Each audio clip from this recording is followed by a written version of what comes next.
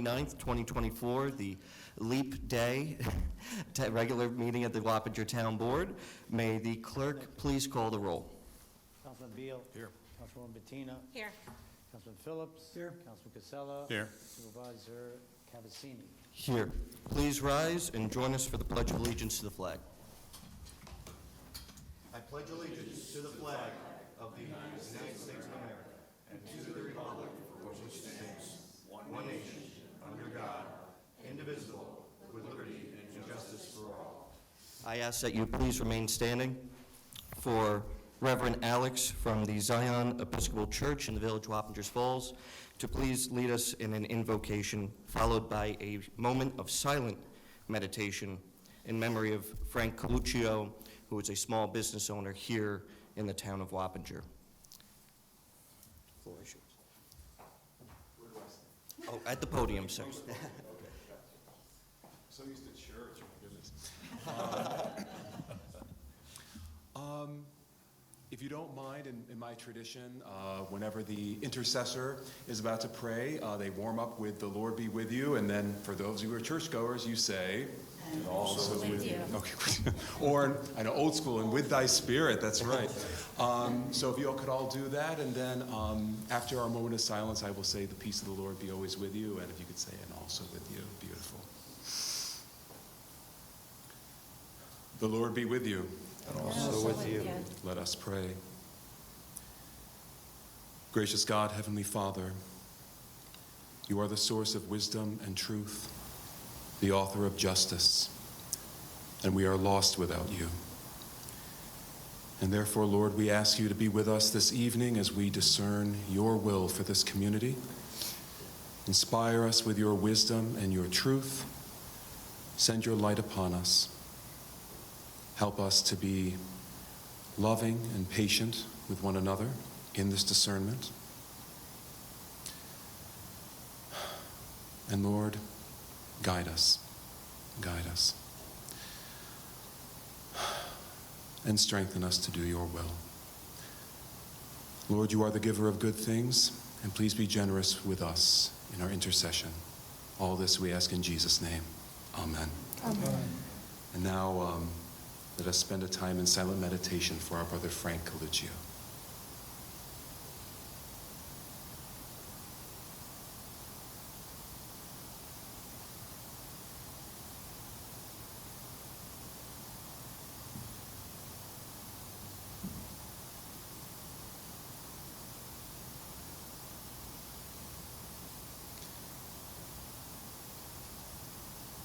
May his soul and the soul of all the faithfully departed rest in peace and rise in glory.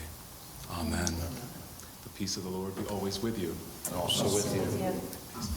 Thank you. Thank you. Thank you, Father Alex. Thank you, ladies and gentlemen.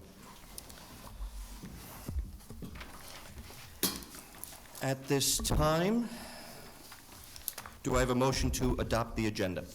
So moved. Moved by Councilman Phillips, second by Councilman Beal. Discussion? Do we want to add the items now to the Yes, agenda? I was going to add 3 resolutions to the agenda this evening. They've also been provided to the clerk and laid on the desk. The first resolution that we'd be adding is a resolution accepting resignation of personnel assistant in the comptroller's office. That'd be added to the non-consent agenda. Resolution confirming hiring a personnel administrator. That would be added to the non-consent agenda. And then resolution authorizing payment of attorney's fees pursuant to court order. That would also be added to non-consent. Do I have a motion to I amend? make a motion to approve the updated agenda. Second. Second. Moved by Councilman Casella, second by Councilwoman Bettina. All those in favor? Aye. Aye. Opposed? None. Thank you very much. Do I have a motion to acknowledge the minutes of February 12th, 2024? I'll move it. Second. Moved by Councilman Casella, second by Councilman Beal. Discussion? All those in favor? Aye. Aye. Opposed? None. Thank you very much. Do I have a motion to open the public portion? Move. Second. Moved by Councilman Beal, second by Councilwoman Bettina. All in favor? Aye. Opposed? None. Thank you very much. Ladies and gentlemen, this is an opportunity for folks to come and speak on agenda items only, please. You have 3 minutes, and we ask that you give your name and address for the record.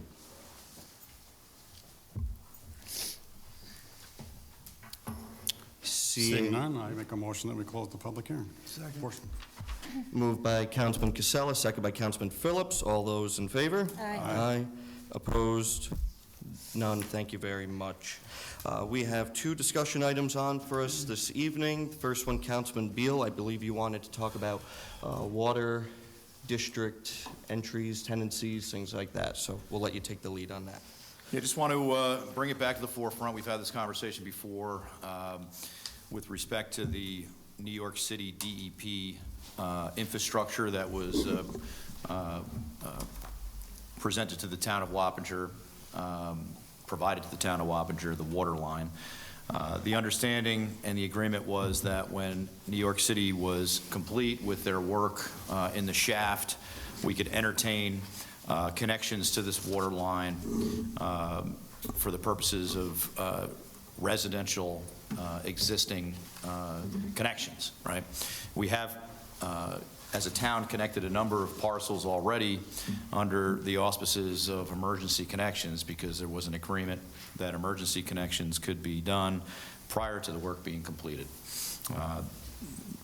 Some examples of the emergency connections could be the George Silvestri property, could be the Nature Preserve initial connection, and there are a number of others that had petitioned the town board for the purposes of connecting.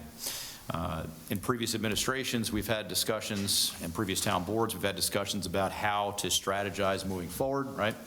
Whether it be entertaining connections via tenancy agreement, determining a formula for those in the short term, and then the greater capital discussion would be extending the water district, right?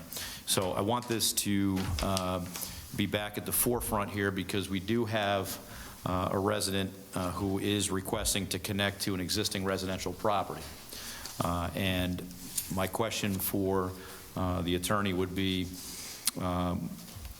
is there an appropriate process for residents at this time to request consideration of connection? Would that be a tenancy within the same process that we've done previously for emergency connections, or what would your recommendation be?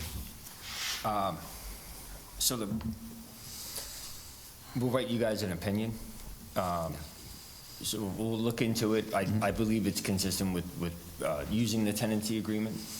But now that you're moving from a non-emergency situation, it may not be the right vehicle. So we'll look at that, and then we'll I think your next meeting is on the 16th. Yes, and Councilman Beal, what I was going to recommend tonight that we do is direct Mr. Ligori to work with Barbara Birdie as our Director of Strategic Planning to come up with a policy procedure, potentially an opinion for this town board to review and eventually legislate into code for an actual process and procedure for what you just outlined. This way, there's no gray area when it comes to properties with structures, properties with open building permits. This way, we actually have a set guideline and procedure.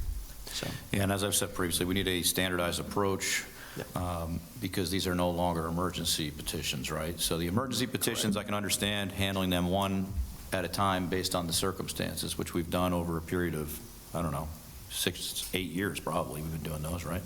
So now that we're at the point where we have individuals that do not have an emergency on their property, however, many of these property owners did grant easements previously to allow this pipeline to, in some cases, go across their front lawn. So understanding that, we want to create a standardized approach so that anyone that wants to connect has the same process, right? We also need to understand that the water line is on, in portions of it, it's on one side of the street and it's on the other side of the street, right? So some of the considerations are going to have to be with respect to laterals, how that's going to work. Some individuals will require a more challenging connection perhaps because of their location. So these are the types of things I think we need to look at globally and have a process so that when folks petition the town board to connect, we have a standardized approach to doing that. That said, I do think the greater goal should be to really evaluate the water district approach, the extension approach, right? And look at the pros and cons of actually extending the water district to include parcels that are either contiguous to where that water line is or within the vicinity of that water line, because this line goes from Old Hopewell and Sergeant Palmatier all the way down Old Hopewell Road and Hamburg Road, Wheeler Hill Road, through Carnwath, and then into Ward 2 as well. So I want to make sure that as we move forward, we have a consistent and standardized approach to entertaining those requests. And again, this is all part of our greater observation with the water district and our well fields and their capacity, something that we've spoken about at length on amongst ourselves, is making sure that we have enough capacity. And so I think that this is a multifaceted approach, from the actual procedure outlined to buy in and enter into the district, all the way to do we have enough water to facilitate what kinds of projects and things like that. So Correct. I think that that's definitely a big issue amongst all of us, and I think we're going to move forward, if that's the consensus of the board, in speaking with Mr. Liguori and Barbara Birdie to come up with a standardized procedure. I look forward to your, come back to us on what you, So one of the issues we have Together. is we have several properties where the water line runs by the house, but if there's a vacant lot, what we've been trying to do is hook up to properties that have either a permit or have an existing house. So that's one of the things you need to take in consideration as you're looking at this total picture here, because again, there are properties where the water line does run past their house, and a lot of them think that they should be entitled to hook up to that. So again, coming up with a procedure and a process is what we need to see. It's important to know what is being tied into the water district. If it's a vacant piece of property, then that opens us up to... Yeah, I'm not interested in that part of it yet. My priority is existing single-family dwellings that we've talked to over a period of, I don't know, Barbara, 10, 12, 15 years now, and said, hey, listen, someday you will have the opportunity to connect. Back when I was young, I was sitting in that dark area. And there's no exaggeration, right? And then COVID happened and ended up delaying the project. I remember thinking 2021 is so far away, right?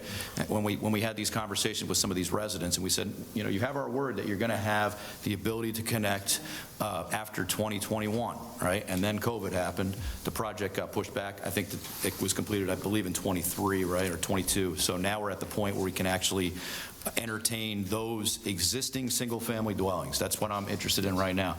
I understand later on, vacant properties and things like that, they will be dictated by our zoning, and having a plan in place for that is also important. But right now, I just want to have at least a short-term process so that folks that have been waiting have a mechanism to do that. But we're still going to have to cover the other aspect of this too. But if you can look at a short-term objective and maybe a long-term approach, that would be helpful. Perfect. Any other comments on this? Seeing none. All right, we'll move right along. Thank you. Of course, thank you.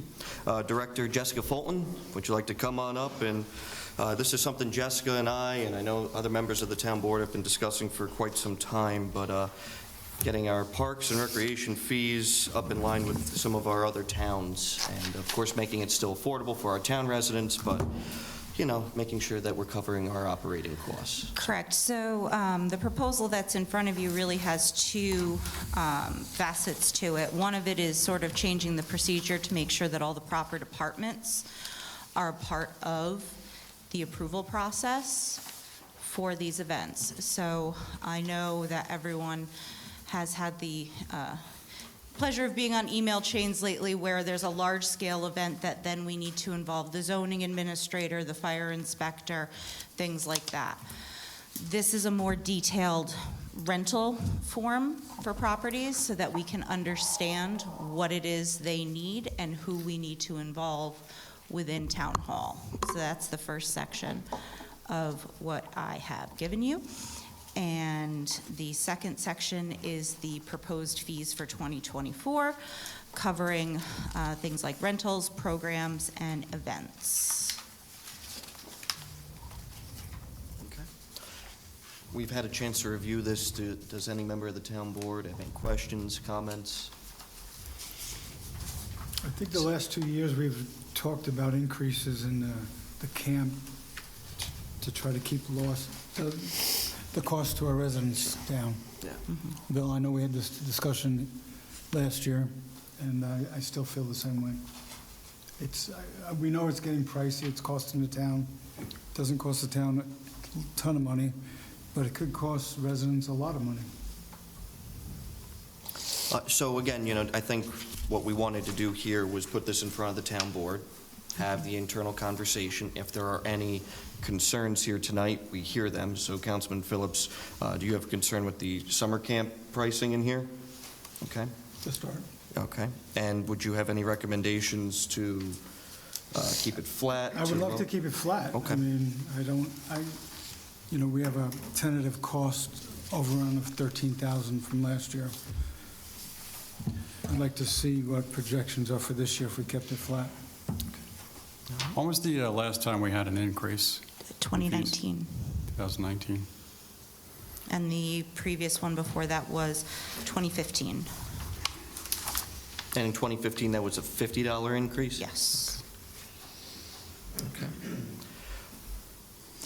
So your analysis shows losses, right? Correct. And I understand what you're saying. My position is, much of this is a cost of doing business. I mean, the town provides services, right?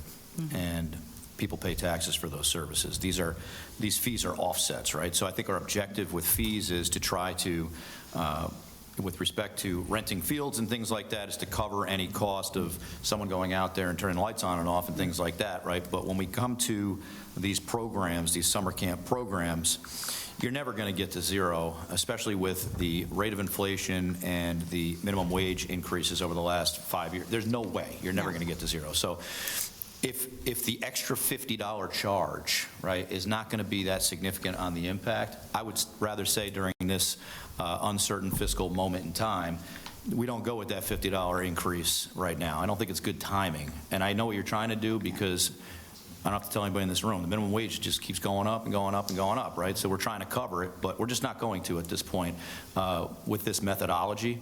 So I'm with Chris on this because I understand and I appreciate what you're trying to do by going up $50 here and $50 there to try to get back to zero, but it's not going to happen. I would rather look at this as a cost of doing business, right, and keep it affordable for the residents.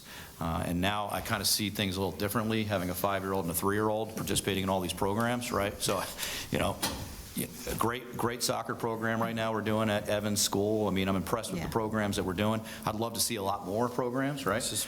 But I think we got to find that economy of scale, though, right? We have to be competitive price-wise, and we also have to show that we're providing a service as a town, and we're not trying to. And I want to say we're not nickel and diming anyone, but we're trying to keep it affordable. Let's just say it that way, right? So I would be with Chris. I think that the risk versus reward per se on the $50 increase is not worth it right now. I would just keep it flat. We can reevaluate things next year, see how the economy looks. Okay. So summer camp we're going to keep flat. I feel that that's a consensus amongst the town board. Yep, that's fine. What, if any, comments do we have on park and facility rentals? Just to point out one thing, a lot of these down at the bottom of additional facility rental fees, I wanted to explain those just a bit.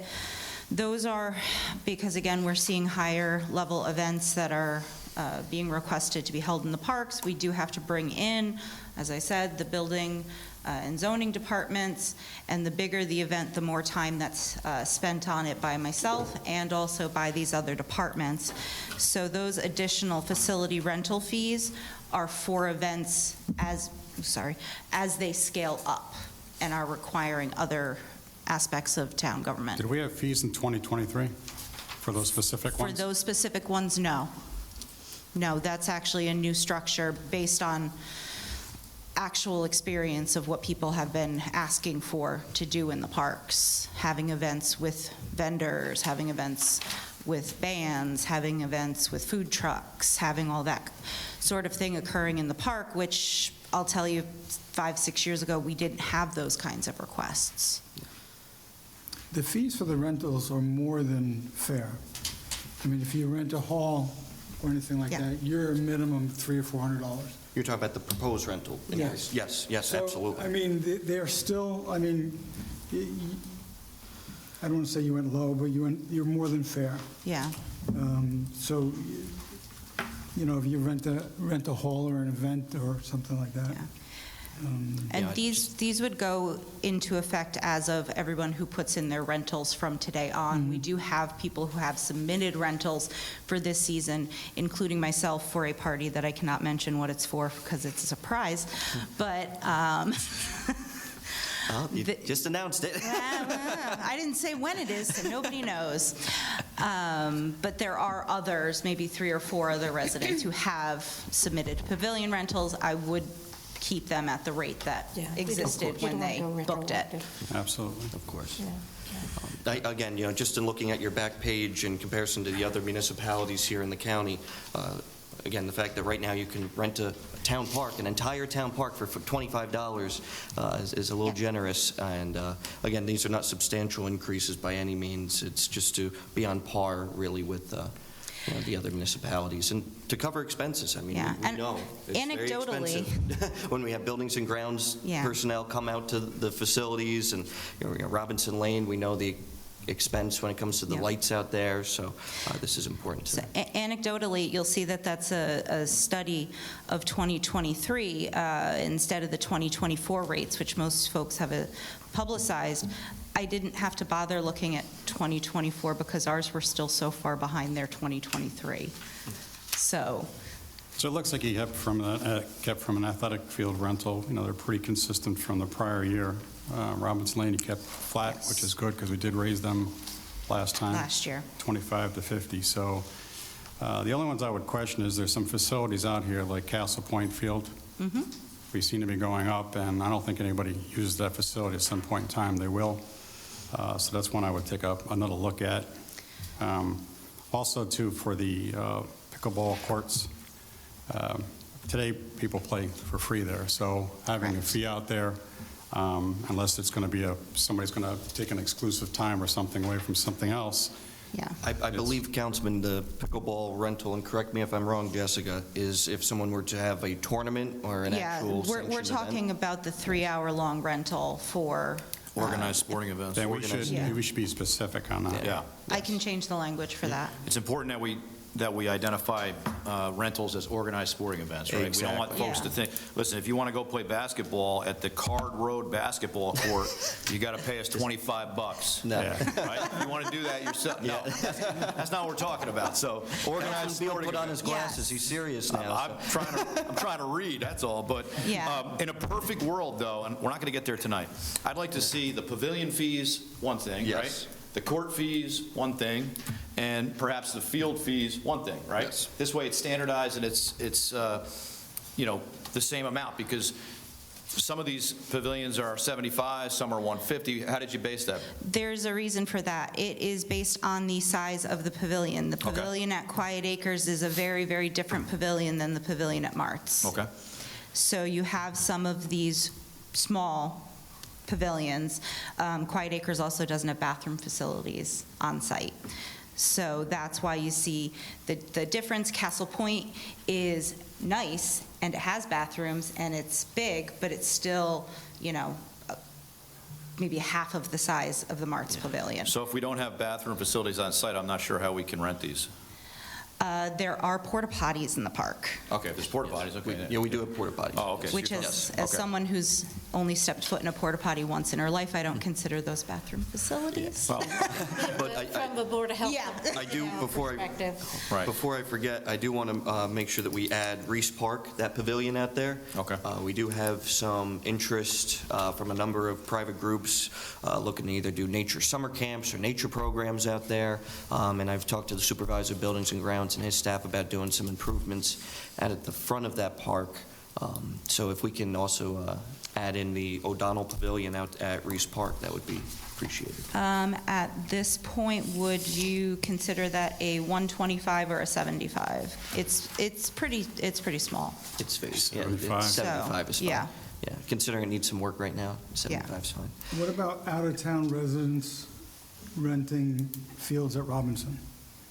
So, out-of-town residents, so some towns do very interesting resident versus non-resident pricing, and for every rule, there is a workaround. So, the reason I've never been a big proponent of resident versus non-resident pricing for the fields at Robinson Lane is you then have to do things like have the team submit their roster to you, set a percentage of how many people on that team have to be Town of Wappinger residents for them to qualify for a residency discount. Because I can tell you, almost every travel team and rental team out there is not 100% Wappinger people. You have men's So to leagues. that, how many one-off rentals do you get by baseball teams? Probably, I would say at least between 10 and 12 when they get washed, our fields wash out sometimes. Sometimes somebody else's fields are washed out when ours aren't. So we do get some that we're trying to have a very quick turnaround time on to make examination of those kind of documents. Because we're about a third of our neighbors in price. Absolutely. And So, okay. And so to Chris's point, I mean, it looks like we're looking at the fee schedule here of Dutchess County, and everyone has a resident and non-resident fee. Yeah. They also have their internal programs and things like Little League pay to use their fields, so a lot of that resident versus non-resident designation The reason I'm has asking is, so you talk to East Fishkill, 95% of their rentals are leagues, and they pay by the season. Yes. So they're at $3,000 for 1 year and 5 for 2. And that was last year's price, and I know they went up. So we're ridiculously much lower than that. I mean, to the point where you might as well just give them the field, quite honestly. And again, this is something that just Councilman Casella, myself, and Jessica just had this conversation about how we look at Robinson Lane Baseball Complex. Right now, we do have agreements with Little League that they have the exclusive use of certain fields. When some of those fields are empty half the day, they are our property. We do need to seriously look at the operation of the facilities and again, the cost behind it. This is something, again, that we have to look at. I remember a few years ago, we totaled up all of the bills for Robinson Lane alone. It was around $70,000, and that was before Central Hudson racked up their rates. So, Yeah. there is a cost to doing business out at Robinson Lane, and Yes. for the folks that are not affiliated with Little League that do want to use it, they should be able to use it, but for a price, and of course, that subsidizes part of the town's investment out Yep. there. We have beautiful, beautiful fields out there, and that's, again, thanks due in part to the volunteers out at Little League and, our Buildings and Grounds team, but we need to make sure that we're taking a close look at this. So Little League, I categorize a little differently because Yes. I don't look at them as a renter, right? They're not. So with the license agreement that they have, they basically have exclusivity with respect to the fields. But again, it's a partnership, right? It's a partnership, So yes. that would have to be a further negotiation, I think, with respect to utilizing fields that they're not using at the moment. Which is what we're going to have a conversation with them about. Again, this is more focused on the people that are coming in, the travel teams, softball leagues, things like that, which are various groups that are very, very interested in renting not only Robinson Lane, but Castle Point. Those softball fields out there, yes, are in a state of deterioration, but need to be addressed. And that's part of why I did increase for Castle Point, because nobody's going to rent it until it gets improved, and when it does get improved and people want to rent it, we want the fee in place already. So that was the reason behind that increase. There's a lot of intangibles, though, out at Robinson Lane, as you said, because even though you say we're losing money, think about all the things they're doing on the fields and maintaining the fields. So you need to make sure you take that into account before you say we're losing $70,000. I think that Again, yeah, when you gotta look, take that into account, that's yeah. all. I made the statement of the electric bill out there, which is a fact. I'm sure. And again, we identified and appreciate our Little League volunteers who go out there and maintain the fields, operate everything out there. That's not a question of that, Councilman Casella. But at the end of the day, we do need to take a very close look at what's going on out there. Not in a Little League perspective, but in a outside of town rental, as Councilman Phillips just addressed. So not everything is so focused on that. We need to be looking at the other people that are using the fields and using our parks. We need to really take a serious look at that, so. If you can get us an idea of the leagues that have used it, and so we can make a determination of, Yeah, you know, good point. how much they're being used and Oh, yeah, what we want to do absolutely. financially. I can do that. All right. Thank you. And if anyone else has any other questions, I was just going to jump in and say, Jessica, you heard the overall consensus of the board.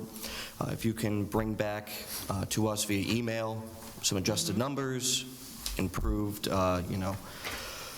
verbiage on some of these things that we just discussed, Yes. send it to us in an email. We should be, I think, if the board is willing, ready to vote at the next meeting, to move this along. When do you need to have the summer camp fees finalized by? Because it sounds like we're going to keep them flat, If we're keeping them flat, I would... because you want to start registering very soon, Yeah. correct? Within the next week. I was gonna say, you can just But move since they're not forward. going to Status change, quo. then, Okay. if they're not going to change, I can just still move forward with And I it. think the board agrees we're not going to change them. Absolutely. Okay.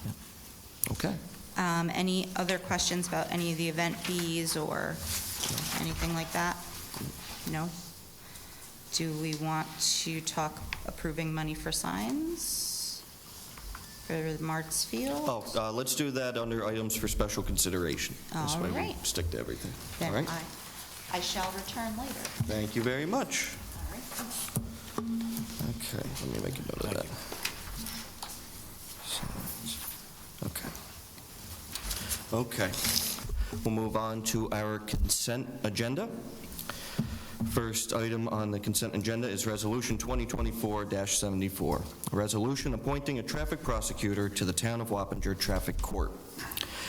Resolution 2024-75, a resolution appointing town engineer to the Town of Wappinger and town departments.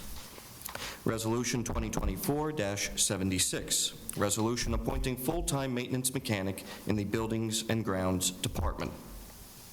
Resolution 2024-77, resolution promoting groundskeeper to full-time maintenance mechanic in the Buildings and Grounds Department. Resolution 2024-78, resolution employing additional consulting services to the Town of Wappinger.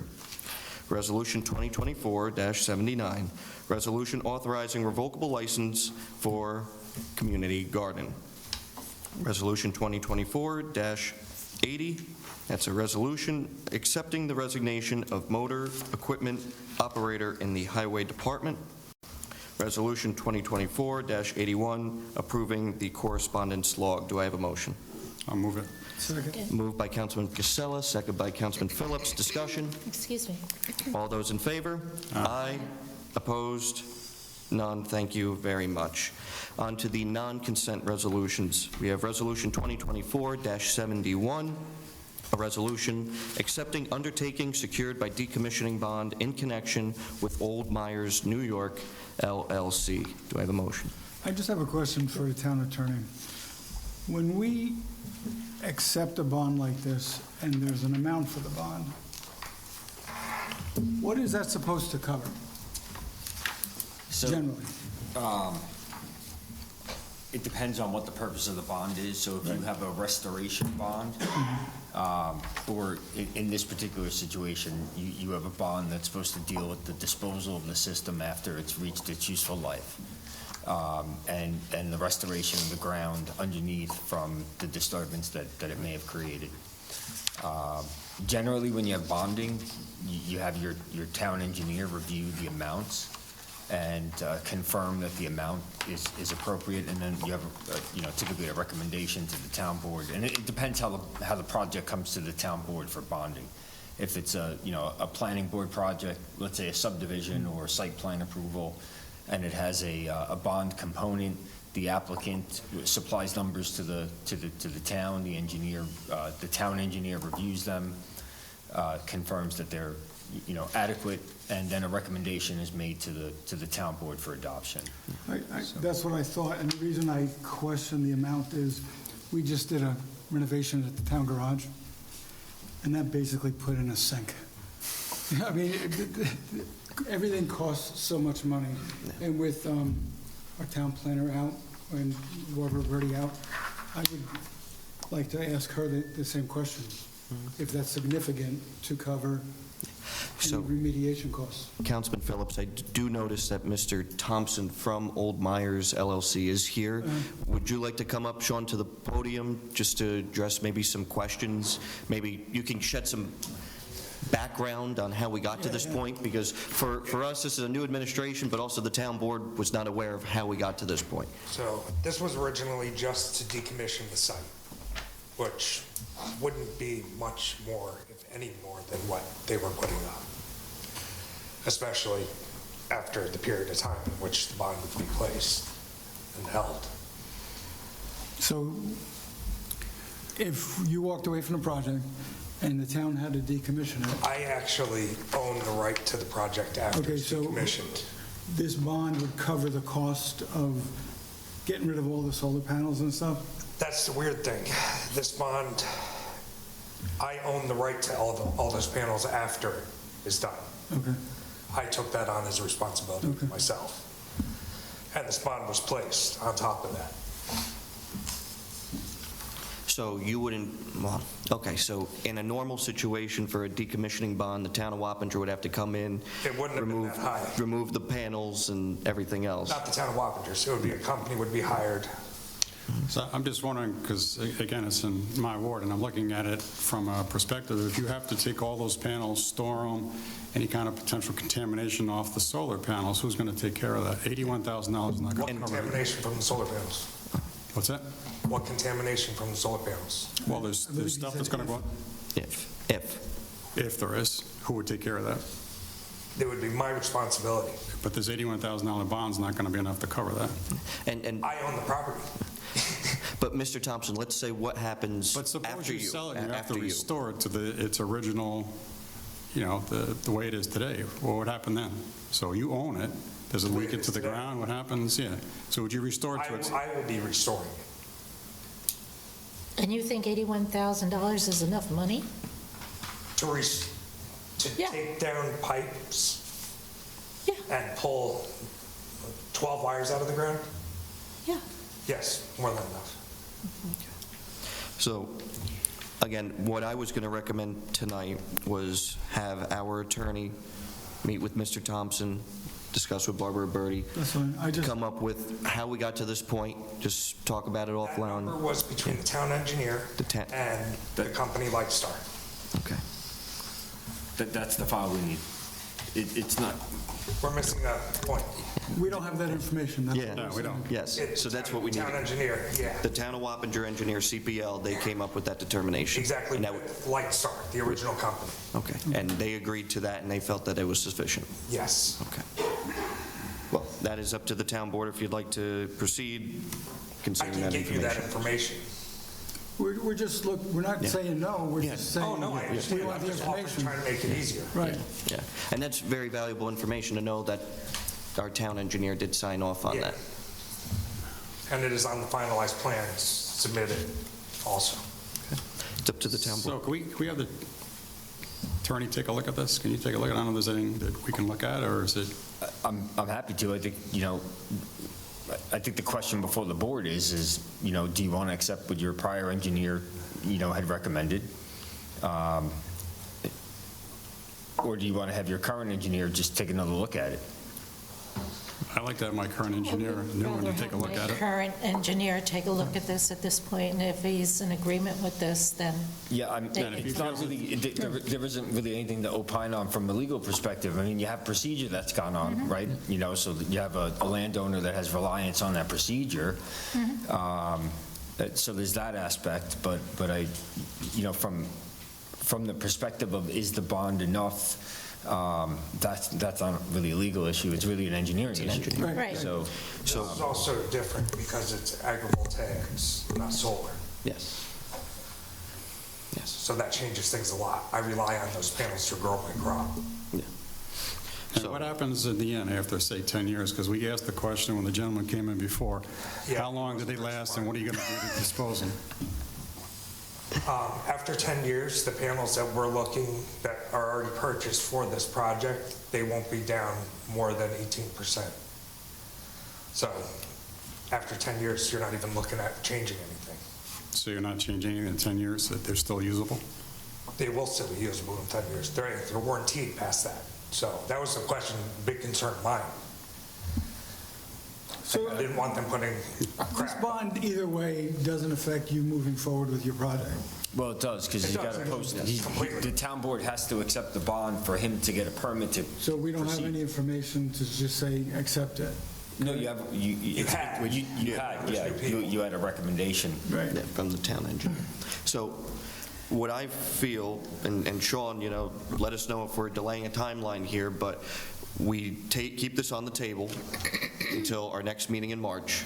Let our current town engineer just review this, talk with you, make sure that we're all happy, everything's okay, and we can move forward at that next meeting in Sooner March. rather than later. Of course. Okay. I agree. All right, so this is going to stay on the table. There's no need for a vote. It just stays on the table, and we will discuss this, and we'll have Mr. Podgy reach out to you. Awesome. All right? Thank you. Thank you. Thank you. Very good. Okay.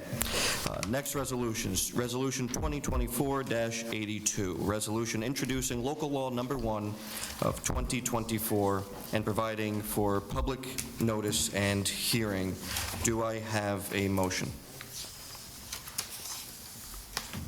I make a motion to accept. Moved by Councilman Phillips, second by Councilwoman Bettina. Discussion. Just by way of background on this, folks, this would be a building moratorium on multifamily apartments, and multifamily residential structures here in the town of Wappinger. As we have noted, our town is home to a very diverse housing stock, 60% single-family, 40% multifamily. And we are the smallest geographical town in this county, and yet the second most densely populated town in our county. It is our job as your elected representatives to look at this when it comes to planning our town, when it comes to housing needs. And right now, the town of Wappinger, we are potentially looking at a number of large-scale projects, and we need to fully understand the scope of what these projects would mean on our town, from schools to roads to our water and sewer. In my inaugural address, I had introduced the Wappinger Protection Act, which would be a series of legislative actions to protect open space and our quality of life for our residents, and this local law introduction would start that. Following a series of unfortunate plans that have left our town with rather complicated projects, these actions will prove that this town board truly means that we are going to look out for our neighbors in good faith. And that is what this moratorium, this local law, would be, a good faith effort from the town to review our local laws, to review our comprehensive plan, and to, again, review all of these projects as they come in. I am very excited and eager to work with the town board and my colleagues on this, and I am looking forward to this legislation and others as we move forward in the right direction. So, with that, is there any other discussion on this? I'll just say, having been here since 2010, when the comprehensive plan was most recently revised, I do agree with the fact that we need to take a look at the intent of that comprehensive plan then versus now. I do disagree with some of my board members. I do believe we are in a housing crisis. There is not enough inventory, period. But that said, we cannot just settle for projects that are coming our way from all different directions that may not meet the needs of the town. So this will give us an opportunity to pause and evaluate the comprehensive plan, perhaps reconsider some of the original visions, and put things more in line with where they need to be in 2024. A lot has changed since 2010. I do think that there is a need for the right type of housing in this town, and I hope to work with the town board to determine what exactly that is and how it fits into our town. Thank you. And again, this is starting the process, folks. By way of background, we introduce the local law, and then we move forward to public comment periods, of course, and, you know, everyone will have their chance to speak on this. Do we have any other discussion? Just some editorial comments. Yep. We prepared the proposed local law, which is the moratorium. There's a few portions of the law that it's important in its entirety, but there are some relief valves that are in the law. So if there's an applicant or project that, let's say, currently meets the needs or meets the future vision, you know, whenever that's determined, it would allow that project to move forward. And then what we did was, because of the nature of moratoriums and the impacts they do have, they are sort of magnets for litigation on their own. So what we did was we attempted to provide a law to the board that stops the projects or puts a pause on the projects that we don't know about. And that's an important aspect, because we want the moratorium to be effective, to not be challenged by litigation. We've identified the litigations that are out there. There's one that we have to add to this one. It was an oversight to not have it included, but we'll insert that. And that's the version that will be the subject of the public hearing. But I just wanted to point that out, because on the March agenda, you're going to have a project that will be in front of you. And if people say, well, I thought we're looking at a moratorium and you're looking at a project at the same time, I just don't want there to be confusion about why that happens. So those are the editorial comments from us. No, I think that's important for the public to know. Yeah, definitely. Thank you. Thank you. All right, we had a motion and a second. All those in favor? Aye. Opposed? None. Thank you very much, folks. And again, this sets the public hearing. Yes. Okay, just Yes. so everybody knows that there Yes. is not a moratorium currently in effect. No. There's a public Yes. hearing scheduled for the next board meeting. Yes. Okay, great. Thank you, Mr. Liguri. You're welcome. Resolution, this is one of the ones that we just laid on the dais, folks. Resolution accepting resignation of personnel assistant in the comptroller's office. Do I have a motion? I'll make the motion to accept. Second. Moved by Councilman Casella, second by Councilwoman Bettina. All those in favor? Aye. Opposed? None. Thank you very much. Resolution confirming hiring of personnel administrator. Do I have a motion? Do I have a motion? I'll make the motion that we hire the personnel administrator. Let's see here, sorry. Getting older by the second here. Not kidding. Taryn Riley. Do I have a second? I'll second it. Second. Moved by Councilman Beal, second by Councilman Casella. All discussion? All those in favor? Aye. Aye. Opposed? None. Thank you very much. And resolution authorizing payment of attorney's fees pursuant to court order. Do I have a motion? Make a motion. I'll second it. Moved by Councilwoman Bettina, second by Councilman Casella. Discussion?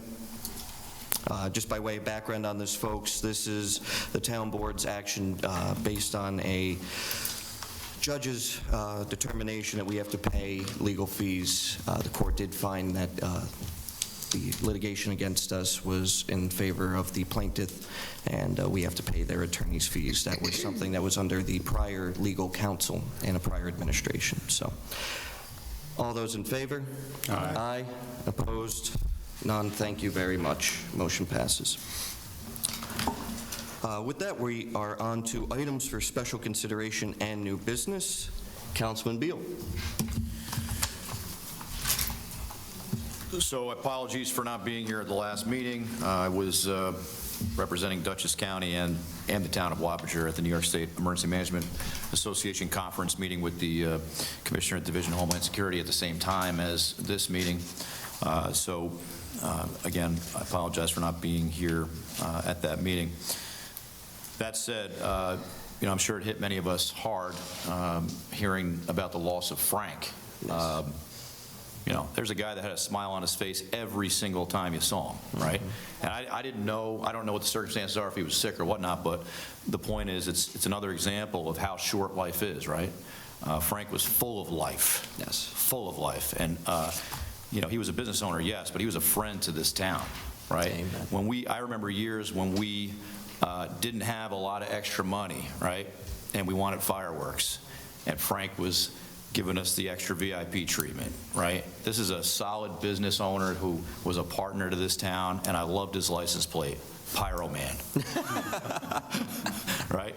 God bless Frank Coluccio, and Yes. rest in peace, and, certainly a loss. I'm sure I can echo the town board's feelings when I say to the family, our thoughts and prayers. Frank was such a great guy. Thank you. Absolutely, absolutely. Thank you for that, Bill. Councilwoman Bettina. My heart and thoughts go out to the family at this time. Frank was a neighbor. I knew him for many years. Very sad. And it does come home. You never know what's going to happen the next day.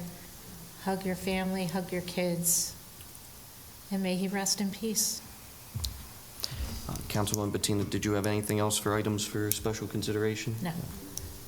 Okay. Councilman Phillips? Councilman Casella? Nope. I have a few things. One, we had asked Supervisor Buildings and Grounds Steve Frazier to provide us with an update on his project list.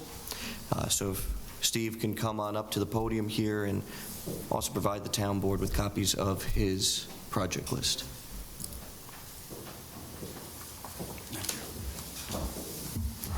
Thank you, sir.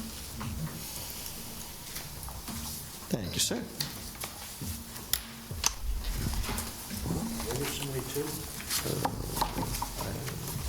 All right. I was going to say, this is a thick list.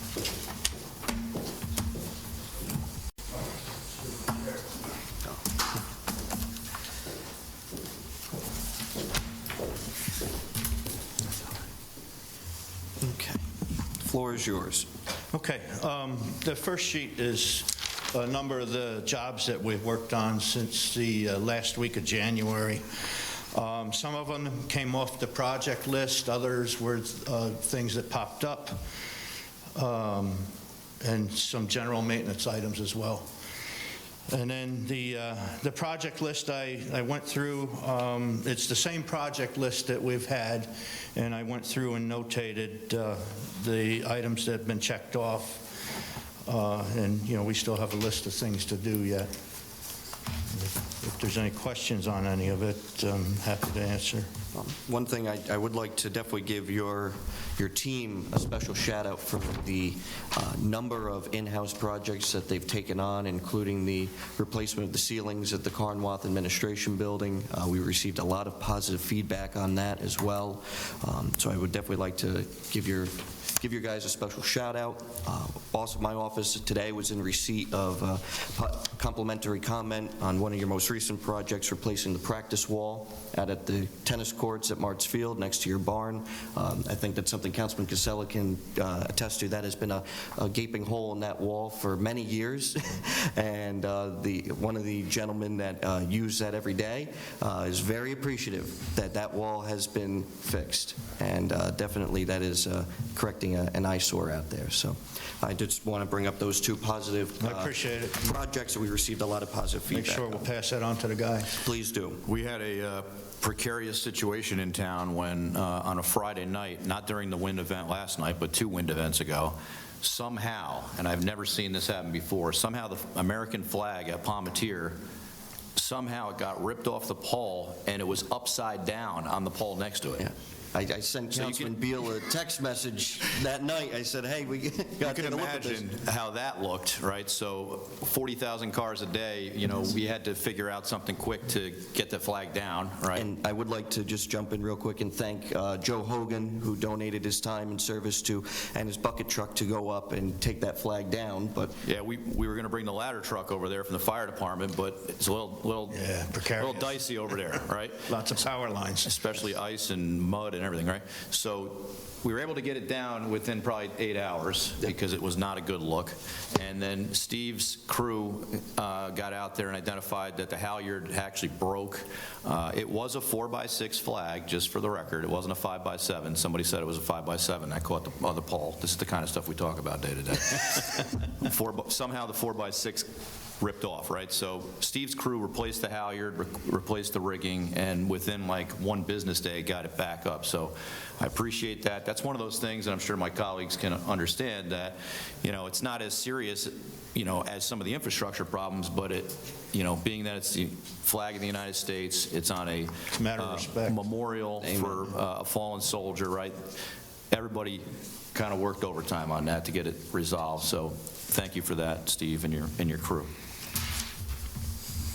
So I've asked Steve a number of questions. So we've talked about, paving at Rockingham Park, the electric from Arts, the bleachers throughout the town. So I won't go into a lot of details. So I know you're working those behind the scenes. So I do appreciate you taking a look at those things, and hopefully we can get those things moving along pretty quickly if we can. I know you're going for an estimate for a number of these things here. We need second quotes, et cetera, but residents are asking for those things to be done, and I'd like to see those get done. I know some of those are part of your list already, some aren't, but you can add those too as well. That would be great. One thing I would like to also note, too, a lot of these projects that we see here on this list, and I know that the clerk will add to the minutes, were accomplished due to the fact that we implemented work orders now in the Buildings and Grounds Department. That was not something that was typically done. So to actually efficiently accomplish projects and get things moving, we've implemented work orders as well.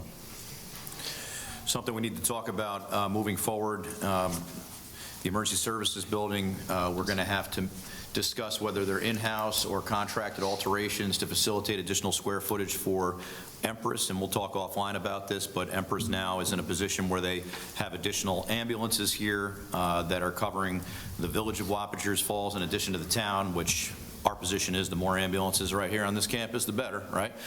So we're in the negotiations right now on the additional square footage, which would be market rate based on the previous, yes. And ensuring that we're able to provide sufficient space for the crews that are now stationed out of this building, because it was a little tight in there when we did the walkthrough. Yes, it was. With 3 crews in the space that we have now. So it's about 12.5% additional, I think, of the building, something like that, that they're going to take on. So we'll talk offline with Steve and determine if that's something that should be done in-house or something that should be contracted.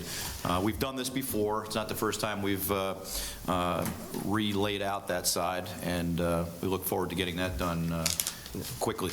And I was just to not belabor the point, but I did speak with Steve on this, and you reviewed the plans that I sent over? Were you able to understand them? We can actually start on that next week, and I think we can get it done before you get a contract back. Exactly. Oh, okay. So that's already going to be moving along, and thank you to Steve and his team on addressing that.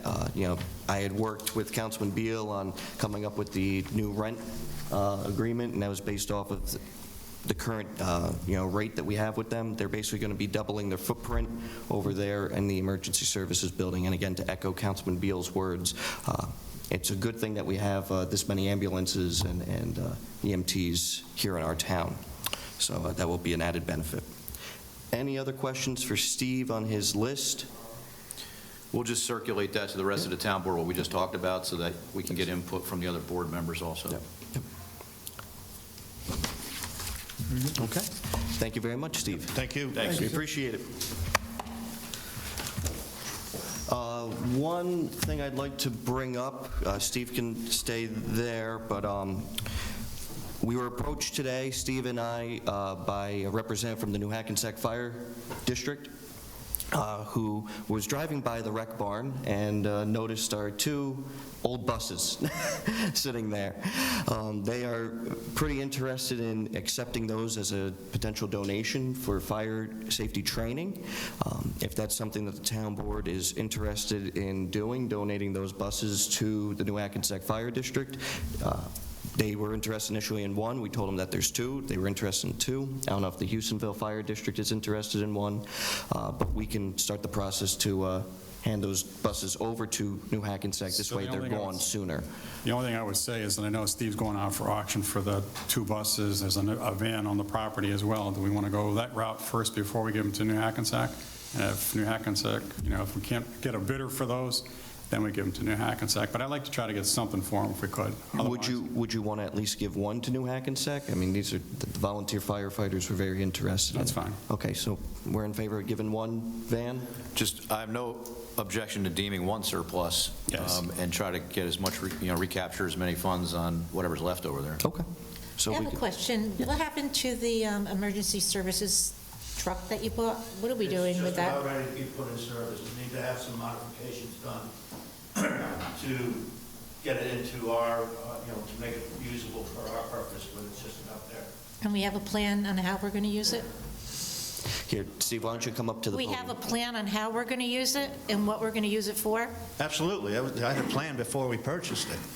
Okay. It's going to be used as a contractor van, or so to speak. Same purpose as a contractor van, to carry the tools and equipment needed to do the jobs that we do throughout the town, like a service vehicle. Okay. Want to refresh the people out there so we know how we're spending their money. Yeah, that was definitely a good grab. I mean, that's a lot of truck for a little bit of price that we paid for it. As long as we can keep it, from rusting out. As long as we keep it running. That's the biggest challenge. It's huge. Yeah, that's a lot of truck. All right. Councilman Casella, did you want to bring up the pickleball signs? Sure, I think Jessica's actually going to speak to them. Yeah, so- Jessica, why don't you come on up and, Now, I've never seen more emails on one subject.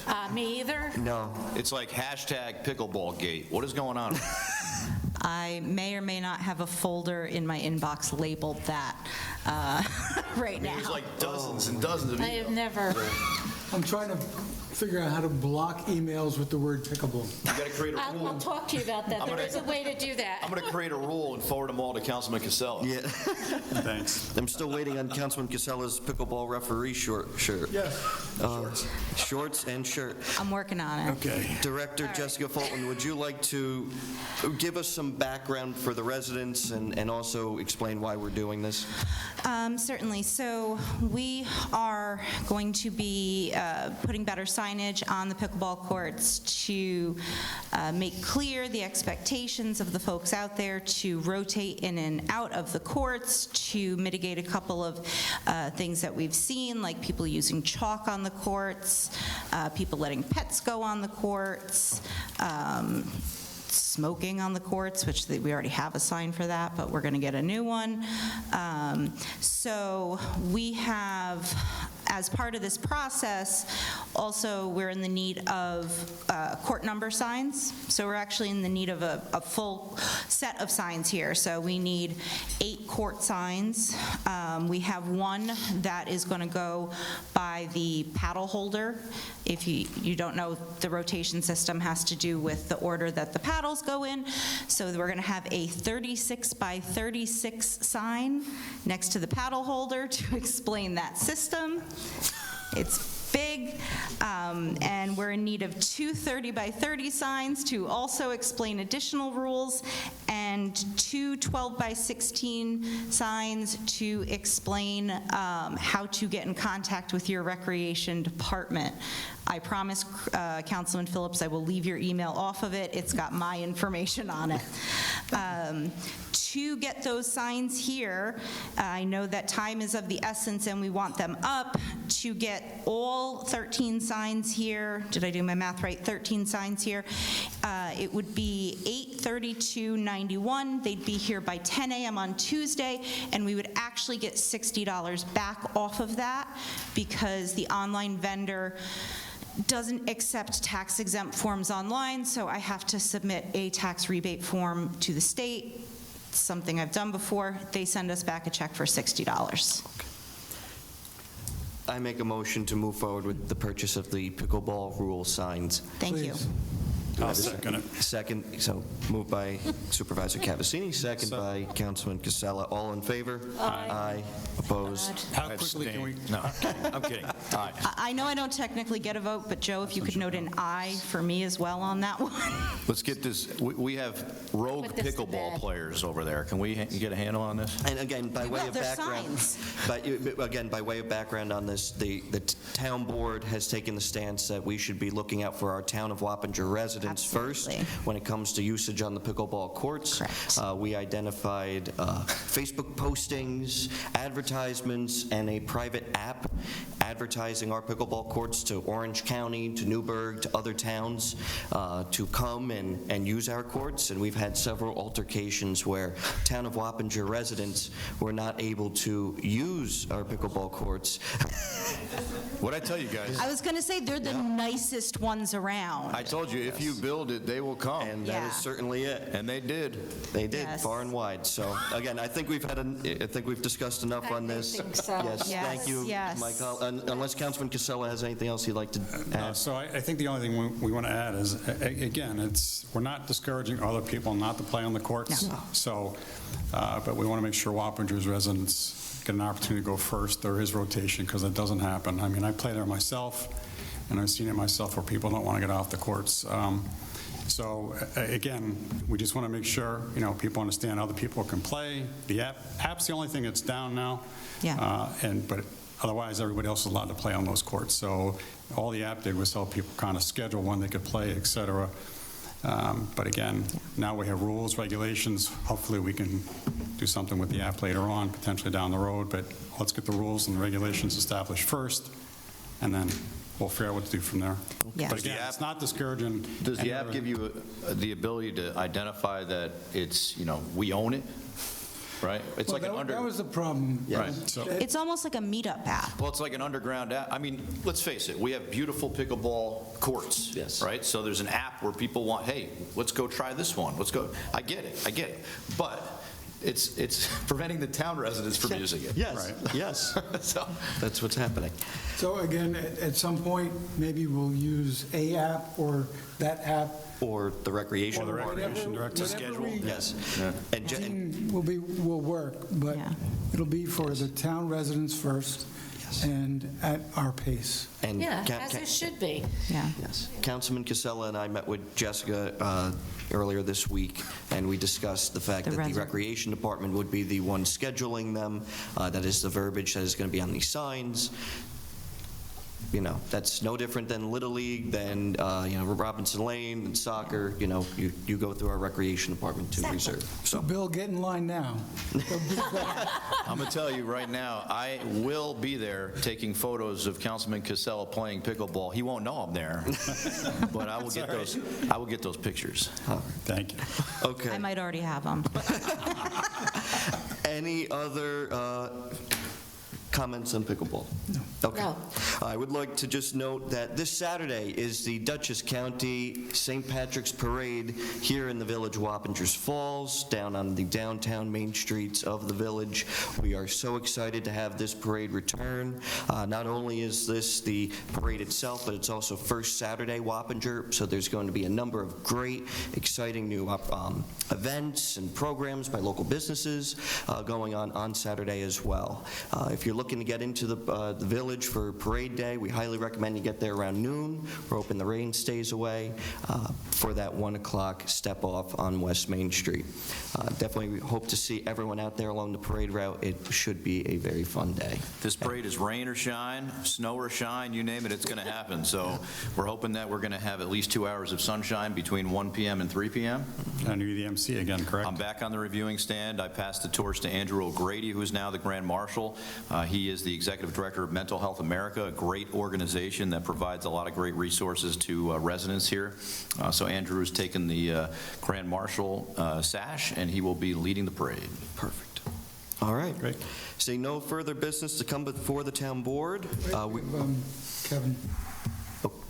Kevin, you wanted to speak? I didn't know that. Oh. Do you want to get a plug? Oh, yes. Yeah. I didn't get a flyer, so. But Here, you can take this. You want to Here, read? Kevin, come on up. You got it? Yep.